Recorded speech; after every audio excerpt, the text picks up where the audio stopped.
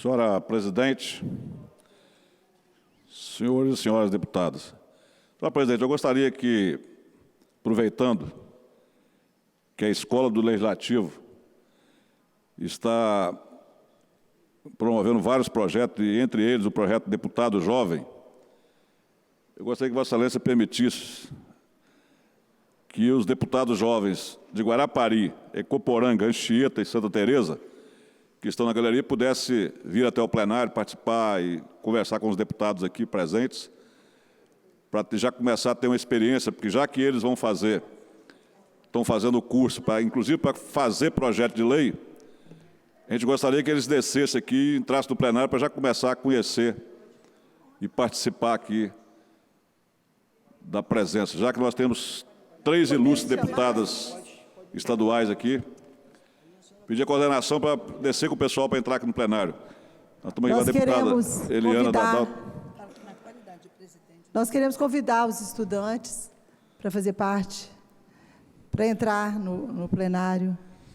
Esses estudantes fazem parte do projeto Deputado Jovem, da Escola do Legislativo, que está implementando esse trabalho de ligação entre o Poder Legislativo e os estudantes, no sentido de construir cidadania, explicar como é o funcionamento da casa e permitir que a juventude, os estudantes, possam participar da discussão política, possa entender o processo político já bem jovens, porque nós sabemos que, gostando ou não, o país é regido, todos os países do mundo são regidos pelo processo legislativo, pelo processo executivo, pelo judiciário, pelo Ministério Público, pelos tribunais e Poder Judiciário e os tribunais.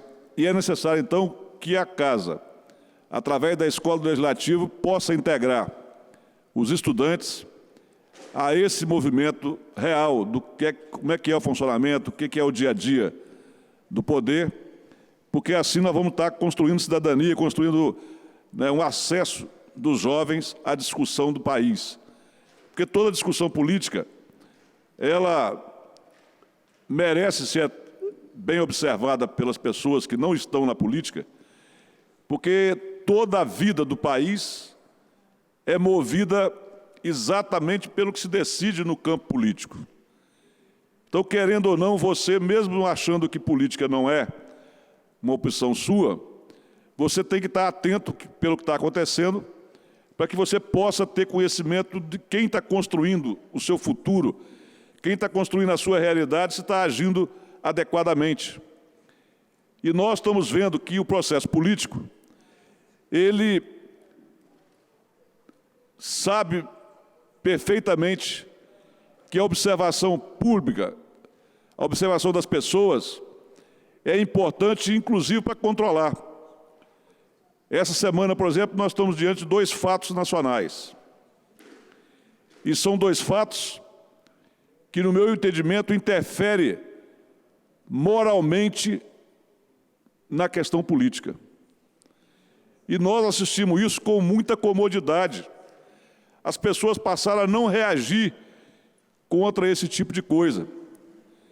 Então, a ilegalidade, a irregularidade, passou a ser um fato normal na sociedade.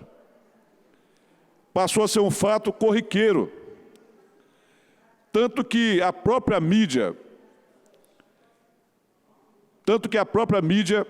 às vezes, divulga o fato e nem faz nenhum comentário relacionado àquele fato. Porque a coisa já entrou tanto na rotina do poder que nós não temos nem mais opinião crítica sobre um assunto.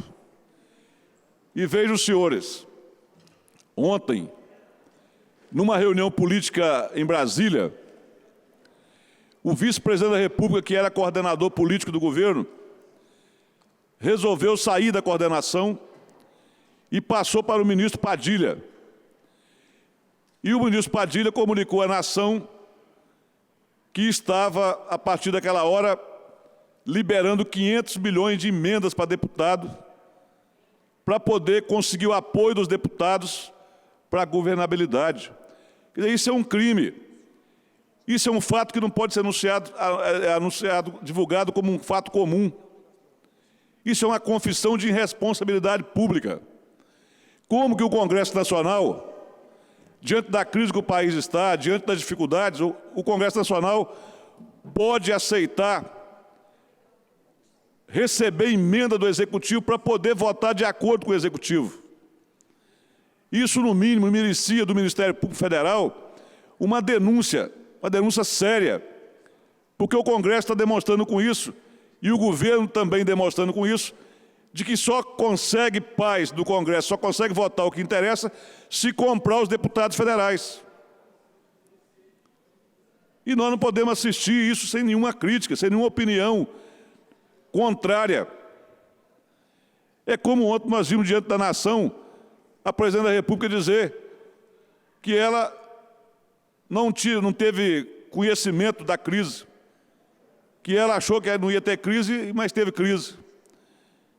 Quer dizer, o ato de governar, o ato de fazer política, está sendo levado pelo lado do descaso e até de atitude risível. Porque como o Presidente da República vai para a nação dizer que foi surpreendida com a crise? Que responsabilidade é essa? Que atitude é essa diante do país? O fato de falar isso deve merecer uma repreensão do país, deve merecer até a possibilidade de um afastamento, porque a decisão do governo de dizer agora publicamente que não sabia da crise está levando quantas pessoas a falirem, quantos sonhos morrerem, quantas indústrias fecharem, quantas pessoas passaram a não ter condições de pagar a prestação da casa própria, passaram a não ter condições de ir no supermercado. Isso porque a Presidente da República estava passeando e não sabia que tinha crise. E isso é de uma seriedade tão grande, porque é impossível você não ter noção do que está acontecendo. Nenhuma prefeitura simples pode dizer isso, porque tem assessores que podem alertar. Tem quem é o contador, tem quem é o tesoureiro, tem quem tem conhecimento da finança e vê alerta sempre. Ainda mais uma Presidente da República que tem todo um esquema de assessoria da mais alto gabarito. Tem na área da economia, tem na área dos ministérios, tem na área do Banco Central, tem na área dos bancos oficiais. Então, o que nós queremos mostrar é que nós temos que ter uma opinião crítica mais forte. Não é aquela opinião crítica de ficar xingando. A gente vê nas manifestações muita gente xingando a presidente, até pelo fato discriminatório de que ela é mulher.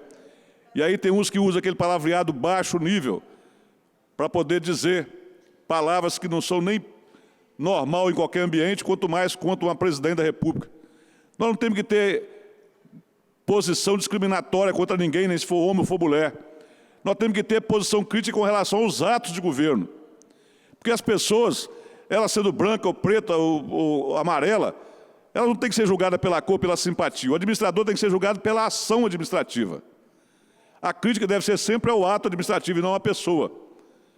Agora, que é normal um país democrático, um país que quer conseguir espaço no mundo competitivo hoje de uma economia globalizada, que se dá o luxo de dizer que não sabia que estava acontecendo crise, isso é um regresso.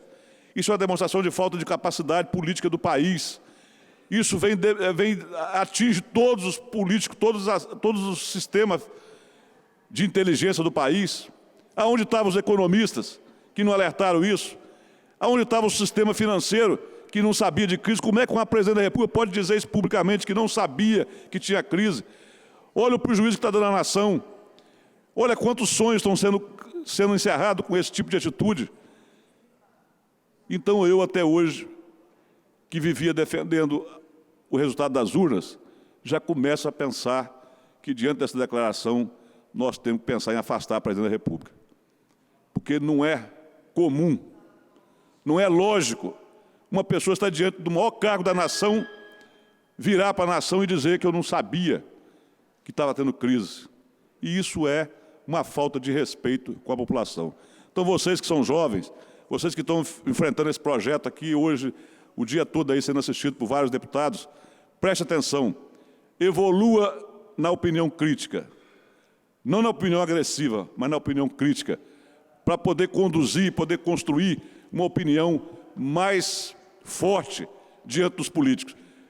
Quero aqui cumprimentar o deputado Nelson Aguiar, que sempre teve essa posição combativa e crítica, e nós temos que fazer isso. É construir uma opinião crítica forte, para não permitir que políticos com mandato venham se dizer diante da nação que não sabia o que estava acontecendo. Isso é a maior irresponsabilidade que um governante pode fazer diante do seu país.